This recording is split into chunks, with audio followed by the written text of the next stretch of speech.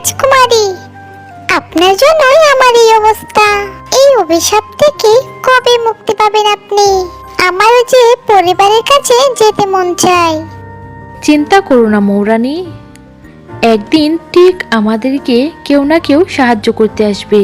আমার এই ফুলের মধু যদি কোনো পাখি ওষুধ মনে করে খায়, তাহলে আমি এই অভিশাপ থেকে মুক্তি পেয়ে যাব।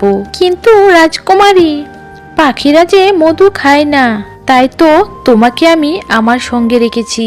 তুমি জঙ্গলে গিয়ে দেখবে কোনো পাখি যদি অসুস্থ থাকে, তাহলে তাকে তুমি আমার এই ফুলের কথা বলবে। সে যদি এই ফুলের মধু খায়, তাহলে আমিও তুমি মুক্তি পেয়ে যাব। আর তোমার কথা তারা বিশ্বাস করবে, কারণ তুমি ফুলের মধুর রাজা। মৌরানী জঙ্গলে জঙ্গলে ঘুরতে লাগলো ও অসুস্থ পাখিদের খোঁজ করতে লাগলো। তখন সে একটা টুনির দেখা পায় ও সে টুনিকে জিজ্ঞেস করলো, কি ব্যাপার টুনি, তোমার কি হয়েছে? আমি উড়তে গিয়ে পড়ে গেছি। আমার ডানা ছোট, তাই আমি উড়তে পারি না। উপর থেকে পড়ে আমার একটি ডানা ভেঙে গেছে। তোমার ডানা বড় করতে চাইলে আমার সাথে চলো। একটি লাল গোলাপের সন্ধান আমি জানি, যার মধু খেলে তোমার ডানা তাড়াতাড়ি বড় হয়ে যাবে আর তুমি আকাশে উড়তে পারবে ও তোমার শরীরের ব্যথা ঠিক হয়ে যাবে। তখন টুনি বলল, এটা আবার হয় নাকি? মিথ্যে কথা, আমি এগুলো বিশ্বাস করি না। চলে যাও, ফালতু কথা। মৌরানীকে অপমান করে তাড়িয়ে দিল টুনি। মৌরানী কান্না করতে করতে চলে গেল একটি গাছের কাছে।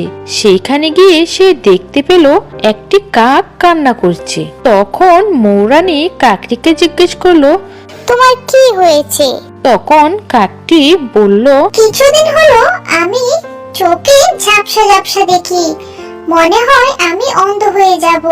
না না, কেঁদো না তুমি, আমি এই রোগের ওষুধ জানি। তুমি চলো আমার সাথে। ঠিক আছে চলো, এর আগে না হয় আমি অন্ধ হয়ে যাই। তারপর কাক ও মৌরানী চলে গেল সেই বাগানে। কাকটি সেই গোলাপ থেকে মধু পান করে। তারপর এক নিমিষে সেখান থেকে একটি সুন্দরী পরী বেরিয়ে আসে। সেই পরীকে একটি সাধু অভিশাপ দিয়ে ফুল বানিয়ে দিয়েছিল। এখন সে মুক্ত। তারপর পরী তার জাদু দিয়ে কাকের চোখও ভালো করে দেয়। এতে সবাই খুশি হয়ে যায় ও সবাই তাদের পরিবারের কাছে ফিরে যায়। বন্ধুরা, আমাদের এই গল্পটি ভালো লেগে থাকলে আমাদের চ্যানেলটিকে অবশ্যই একটি লাইক করে সাবস্ক্রাইব করে পাশে থাকবেন।